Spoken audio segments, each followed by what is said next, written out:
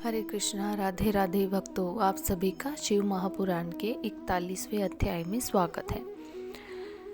बोलो हर हर महादेव। तो आइए सुनते हैं। सती जी धीरे धीरे चलती हुई भगवान श्री सदाशिव जी महाराज की ओर बढ़ रही थी और अपने मन में डर रही थी। वह सोच रही थी कि मैंने जो भगवान श्री रामचंद्र जी महाराज की परीक्षा श्री महादेव जी के समझाने पर ली है, इसके संबंध में जब वह पूछेंगे तो मैं उनको क्या उत्तर दूंगी। जब वह भगवान शंकर जी के पास पहुंची तो उन्होंने उनसे पूछा, कहो तुमने किस प्रकार परीक्षा ली।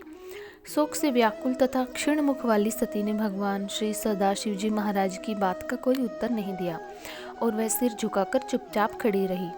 उनको दुखी देखकर भगवान श्री सदाशिव जी महाराज ने ध्यान किया और कि सती ने जो कुछ भी किया था वह सब जान लिया।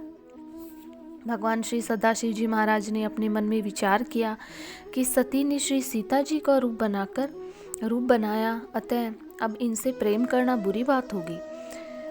अब यदि मैं इनसे पूर्ववत स्नेह करूंगा तो मेरी प्रतिज्ञा भंग हो जाएगी। ऐसा सोचकर भगवान श्री सदाशिव जी सती जी को साथ लेकर आगे बढ़े। ठीक उसी समय आकाशवाणी हुई, भगवान शंकर जी को धन्य है प्रभु, आपके सिवा तीनों लोकों में ऐसा प्रण पालक कोई नहीं। यह आकाशवाणी सुनकर सती जी अपने मन में डरी और उन्होंने भगवान शंकर से पूछा, प्रभु आपने ऐसी कौन सी प्रतिज्ञा की है। लेकिन भगवान विष्णु तथा मेरे ब्रह्मा जी के आगे की हुई अपनी पूर्व प्रतिज्ञा को शंकर जी ने बतलाया और बात को टाल गए। सती जी ने अब शंकर जी का ध्यान किया और सारी बातें जान ली। सब कुछ जानकर सती जी को असीम दुख हुआ, मगर अब क्या हो सकता था और क्या किया जा सकता था। कैलाश पर्वत पर पहुंचकर शंकर जी अपने स्वरूप का ध्यान करने लगे और भगवती सती दुखी होकर अपनी करनी के लिए पश्चाताप करने लगी। 79 सहस्त्र वर्षों के पश्चात शंकर जी ने समाधि खोली। उनके मुख से ओम ओम मंत्र उच्चारण हो रहा था।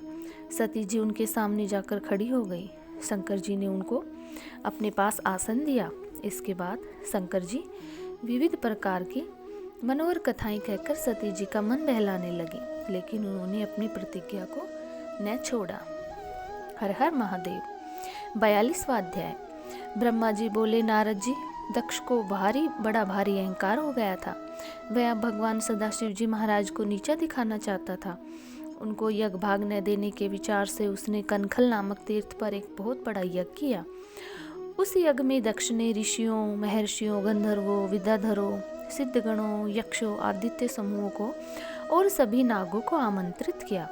भगवान श्री विष्णु जी महाराज तथा अन्य सभी देवता यज्ञ में पधारे। मैं भी सपरिवार उस यज्ञ में सम्मिलित हुआ। ऋषियों में से महर्षि अगस्त, महर्षि कश्यप, महर्षि अत्रि, कामदेव, महर्षि भृगु, दधीचि, भगवान व्यास, महर्षि भारद्वाज, महर्षि गौतम, महर्षि सेल, महर्षि पराशर, गर्ग, महर्षि भार्गव, कुकु, पस्ती, सुमुंत, त्रियक और कंक और वैशंपायन सब के सब दक्ष के यज्ञ में पधारे। परंतु दुरात्मा और ईर्षालु दक्ष ने नहीं तो शंकर जी को और नहीं अपनी पुत्री श्री सती जी को यज्ञ में आमंत्रित किया। शंकर जी को यज्ञ में आया न देखकर शंकर जी के अनन्य भक्त दधीचि ने देवमंडल तथा ऋषि मंडल से पूछा कि भगवान श्री शंकर जी महाराज यज्ञ में क्यों नहीं पधारे। इस पर दक्ष ने व्यंग्यपूर्वक हंसी हंसते हुए कहा, इस महायज्ञ में जब देवताओं के मूल भगवान श्री विष्णु जी महाराज आ गए हैं तो शिव के आने की भला क्या आवश्यकता। श्री ब्रह्मा जी के कहने पर मैंने उसको अपनी कन्या तो दे दी, परंतु वरना उस कुलहीन माता पिता से रहित भूत प्रेत के स्वामी, आत्म अभिमानी, मूर्ख, स्तब्ध मौनी और ईर्ष्या करने वाले का भला कहीं निर्वाह हो सकता था। मैं उसको इस यज्ञ में आने के योग्य नहीं समझता और इसी विचार में मैंने आज यहाँ उसे आमंत्रित नहीं किया। मेरे यज्ञ को अब सब लोग मिलकर सफल बनाए। दक्ष की यह बात सुनकर यज्ञ में जो भी शंकर भक्त बैठे थे, सबके चेहरे पे मारे क्रोध तमतमा उठे। दधीचि अपने स्थान पर खड़े हो गए और उन्होंने कहा, दक्ष, तुम जो चाहो जो कहो, भगवान शंकर जी के बिना यह यज्ञ कभी भी संपूर्ण न हो सकेगा और तुम नष्ट हो जाओगे। हे नारद, इतना कहकर दधीचि उस महामंडप से निकले और अपने आश्रम की ओर उन्होंने प्रस्थान किया। उनके साथ साथ ही जितने भी शिव भक्त वहाँ उपस्थित थे वह भी वहां से उठकर चल गए। उसके जाने के पश्चात जितने देवता और ऋषि यज्ञ मंडप में बैठे थे, सबने भगवान शंकर की माया से मोहित होकर यज्ञ की कार्यवाही शुरू कर दी। जिस समय सब गंधर्व देवता दक्ष के यज्ञ में सम्मिलित हो न के लिए जा रहे थे, उस समय श्री सती जी अपनी सखियों के साथ गंधर्व आमंदन पर्वत पर घूम रही थी। उन्होंने जब देवता और ऋषि गणों को दक्ष के यज्ञ की ओर जाते देखा तो उन्होंने अपनी विजया नामक सखी को चंद्रमा के पास से पूछने के लिए भेजा कि ये सब लोग कहाँ जा रहे हैं। विजया ने इस प्रकार पूछने पर रोहिणी ने कहा कि श्री सती देवी के पिता दक्ष प्रजापति के यहाँ इस समय बड़ा भारी यज्ञ हो रहा है, हम सब उसी में सम्मिलित होने के लिए जा रहे हैं। क्या दक्ष ने अपनी पुत्री सती को यज्ञ में आमंत्रित नहीं किया? यह तो बड़ी आश्चर्य की बात है।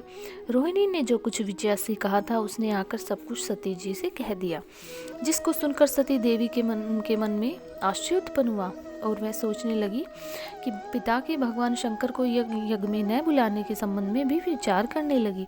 इसके पश्चात वह भगवान सदाशिव जी महाराज के पास गई और कहने लगी, नाथ, मैंने सुना है इस समय मेरे पिता ने यहाँ यज्ञ कर रखा है जिससे कि सब मुनि और देवता पधारे हैं। क्या आपको मेरे पिता के यज्ञ में सम्मिलित होना नहीं सुहाता? आप सब काम छोड़कर इस समय मुझे साथ लेकर मेरे पिता के यज्ञ में चलिए। संबंधियों का यही धर्म है कि आवश्यकता के समय प्रेम बढ़ाने के लिए उनके पास जाए। भगवान श्री शंकर जी को सती देवी जी की बात बिल्कुल नहीं सुहाई, तो भी उन्होंने क्रोध प्रकट नहीं किया और बड़े ही नम्र शब्दों में कहा, देवी, तुम्हारे पिता मुझसे वैर भाव रखते हैं, इसलिए उन्होंने मुझे यज्ञ में आमंत्रित नहीं किया। और जो लोग बिना बुलाए किसी दूसरे के घर में जाते हैं उनको मरण से भी अधिक अपमान सहना पड़ता है। यह सर्वथा सत्य है कि बाणों से छेदने पर भी जो मनुष्य का हृदय इतना दुखी नहीं होता जितना कि अपने संबंधियों के आक्षेप से होता है। अब मुझे और तुमको उस यज्ञ में न जाना चाहिए। यह सुनकर सती क्रोध में भर गई। उन्होंने कहा, प्रभु, मेरे पिता की आपसे क्या शत्रुता है? इस पर भगवान श्री शंकर जी ने पिछले यज्ञ का सारा वृत्तांत कह सुनाया। लेकिन सती ने भगवान श्री शंकर जी की एक न मानी और कहने लगी, हे शंभु, बिना आपके गए यज्ञ संपूर्ण नहीं हो सकता और मेरे मूर्ख पिता ने यज्ञ में नहीं बुलाया, अतः मैं यह जानना चाहती हूँ कि उन्होंने ऐसा क्यों किया। अतः मुझे वहाँ जाने की आज्ञा दे दीजिए। मैं वहाँ जाकर देखूंगी कि आपके बिना भला ये यज्ञ किस प्रकार पूरा होता है। श्री सती की बात सुनकर भगवान शंकर जी ने उनको यज्ञ में जाने की आज्ञा दे दी और कहा कि तुम नंदी पर चढ़कर जाओ और 60,000 गण उनके साथ कर दिए। भगवान की आज्ञा पाकर सती जी वस्त्र भूषण धारण करके अपने पिता के घर की ओर चल दी और रौद्रगण भी नृत्य व गान करते हुए उनके साथ चल पड़े। हर हर महादेव। ओम नमः शिवाय।